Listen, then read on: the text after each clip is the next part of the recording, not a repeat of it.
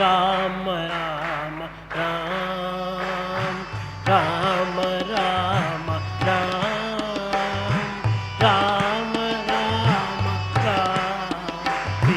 Rama Rama Rama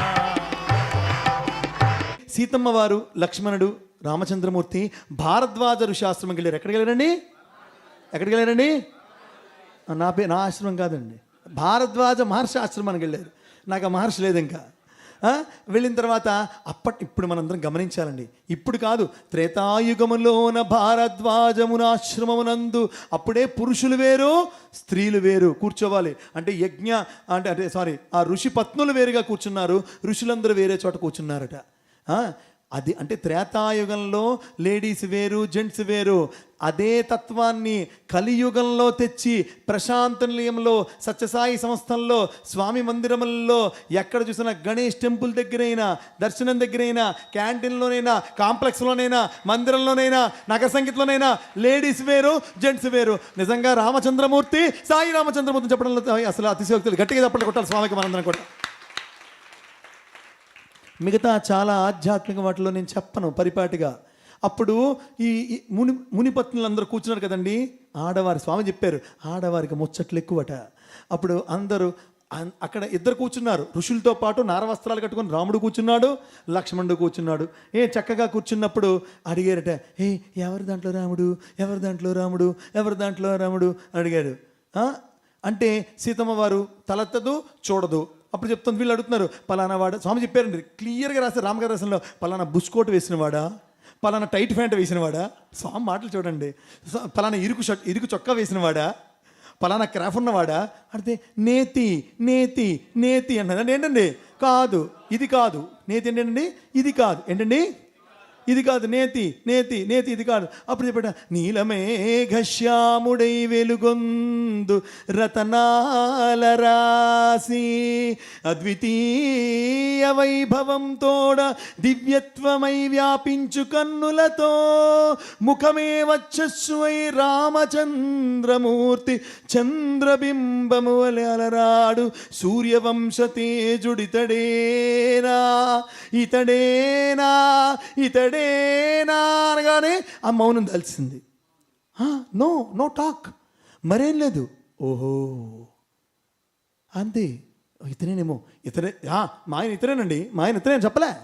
no, ఆపేసింది అక్కడ.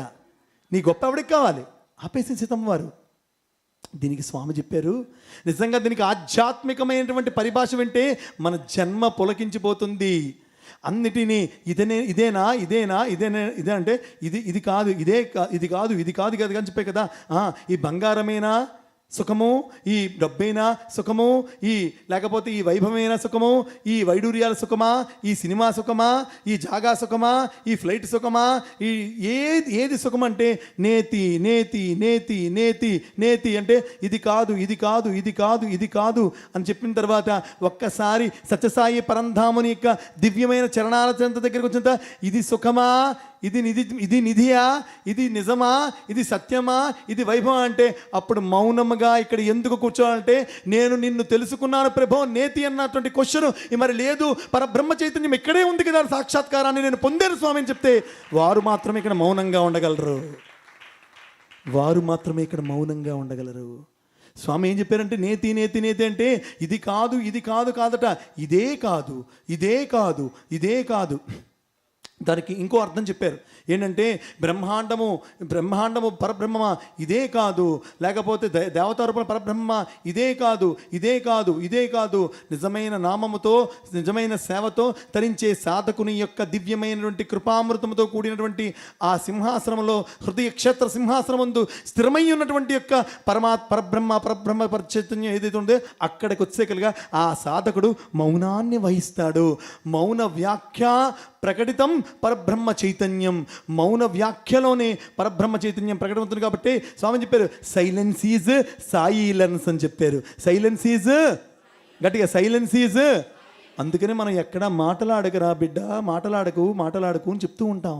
కనుక స్వామి ఇంకొక మాట చెప్పారు, అది కావాలంటే లింగోద్భవం జరగాలని చెప్పారు. ఏం జరగాలని చెప్పారండి?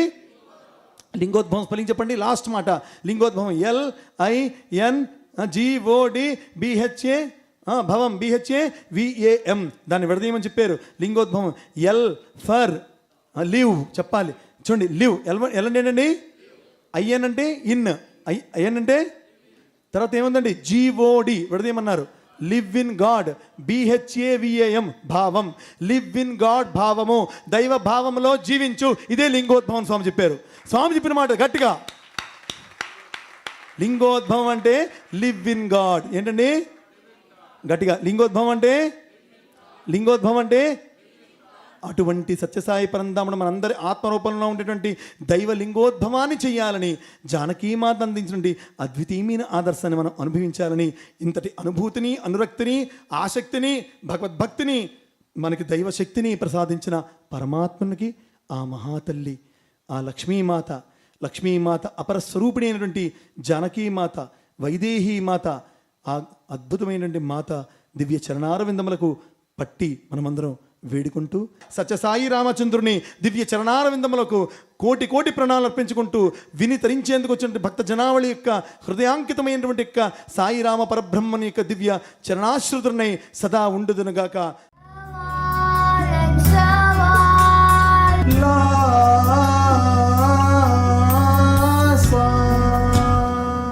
Like this video, share this video and subscribe to Lhasa Foundation YouTube channel and click on the bell icon for notifications.